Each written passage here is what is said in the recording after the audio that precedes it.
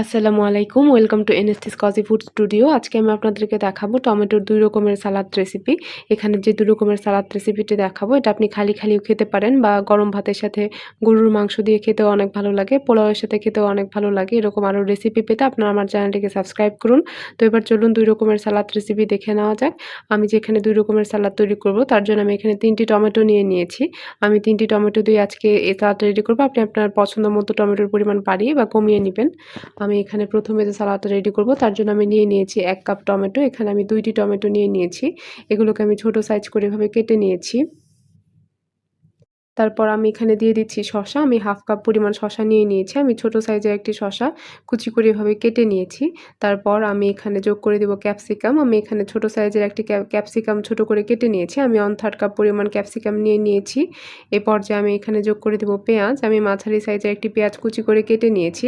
দেখতে পাচ্ছেন? আমি ঠিক এভাবে কেটে নিয়েছি। এখন আমি এখানে পেঁয়াজটা দিয়ে দিব।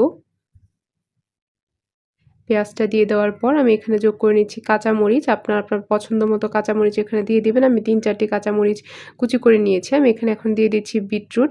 আমি মাঝারি সাইজের একটি বিটরুটের অর্ধেকটা গ্রেটারের সাহায্যে গ্রেট করে নিয়েছিলাম। এটা এখানে আমি দিয়ে দিয়েছি।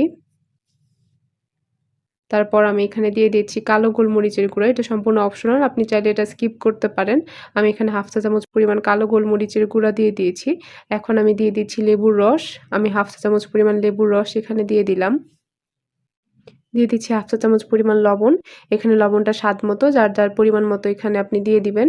তারপর এগুলোকে মিক্স করতে হবে। আমি ঠিক চামচের সাহায্যে এভাবে এগুলোকে মিক্স করে নিচ্ছি। দেখতে পাচ্ছেন মিক্স করার পর এটার কালারটা আস্তে চেঞ্জ হবে কারণ এখানে বিটরুট ব্যবহার করা হয়েছে। আস্তে দেখবেন এটা অনেকটা লাল কালার হয়ে যাচ্ছে। দেখতে পাচ্ছেন এটা এই পর্যায়ে অনেকটা কালারটা সুন্দর হয়ে গিয়েছে।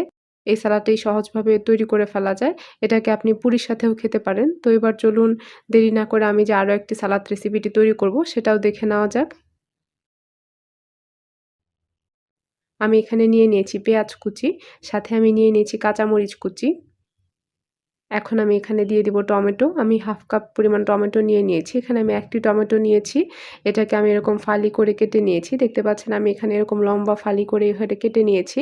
দিয়ে দিচ্ছি সামান্য লবণ। আমি স্বাদমতো লবণ দিয়ে দিচ্ছি। লবণ দিয়ে আমি এখানে পেঁয়াজ এবং মরিচ খুব ভালোভাবে মিক্স করে নিয়েছি। তারপর এর উপরে যে টমেটোটা ছিল আমি এটা ছিটিয়ে দিলাম। এখানে এই সালাদ যে রেসিপিটা এটা গরুর মাংস দিয়ে খেতে অনেক ভালো লাগে। পোলাওয়ের সাথেও খেতে পারেন। দেখতে পাচ্ছেন কত সহজে ২ রকমের সালাদ রেডি হয়ে গেল। এরকম রেসিপি পেতে আমার চ্যানেলটিকে সাবস্ক্রাইব করুন। আল্লাহ হাফেজ।